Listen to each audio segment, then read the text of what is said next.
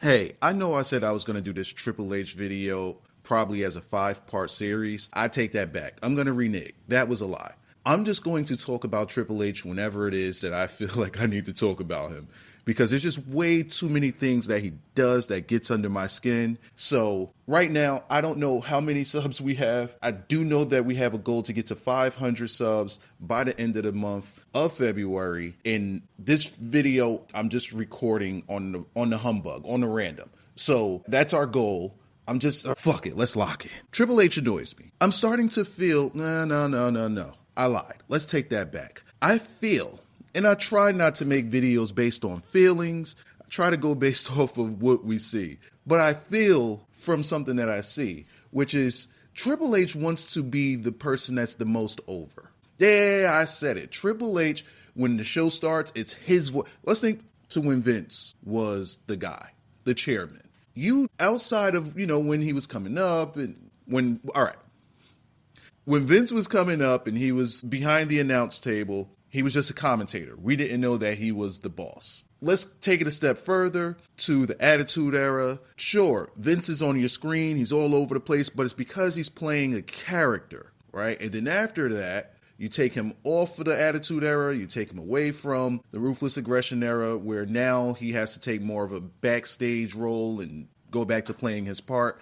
You didn't really have Vince being shoved down your throat. You didn't have his voice be the first thing you hear when Raw or SmackDown started. Vince tried to stay out of the spotlight. He didn't want people kissing his ass. Wait. Kiss my ass club. But now, let's take a look at Triple H. First thing you hear when you hear Raw on Netflix, you hear Triple H voice. First thing you hear when you hear SmackDown start, you hear Triple H's voice. When the pay-per-view start, we got Triple H. We got Triple H for announcements. We got Triple H here, Triple H here. Triple H is fucking everywhere. And he's supposed to have a backstage role. He's not somebody that's going to join in on a feud.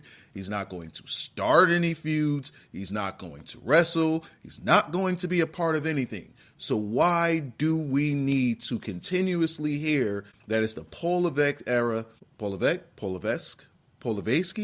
Why do we need to hear that it's the Triple H era all the time? And it's not just being said by wrestling fans, the IWC, or anything like that. It's being said by WWE. They want to constantly remind us that it's the Triple H era. It's not necessary. Now let's go back to him wanting to be the most over person in the business. 1, his era. 2, let's look at the things that he took over when he became the head honcho. The Bloodline, which became an absolute joke after Triple H took over. With Vince at the helm, Roman Reigns was the man.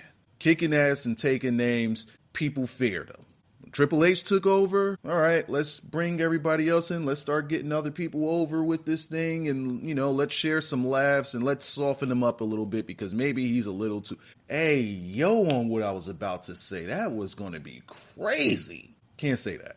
All right, but you get what I mean. The only thing that Triple H has made in his likeness, as the wrestling community used to call Triple H God, is Cody Rhodes. I don't know what this dude's fascination with Cody Rhodes is, but it's kind of uncomfortable. It's kind of uncomfortable. And I'm not saying that to down Cody. Cody's going to get a video at some point. It's going to come again. But there seems to be an unhealthy addiction that we have here with Cody. It's kind of weird. I don't really know how to say it, but it seems like Cody's the only one that Triple H isn't trying to sabotage. Or maybe he is by not really giving him much to work with. Maybe. Hey, who knows? You can look at the tag team division. You can look at the belts. Triple H, since he's joined, he's probably brought in about 17 new different belts, which can't get onto shows, can't get onto pay-per-views, probably are defended at house.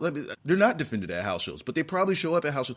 There's too many belts. Then we have the curious case of having way too much talent and not enough TV time when you have 6.5 hours of TV time to work with, yet we only see about 10 people.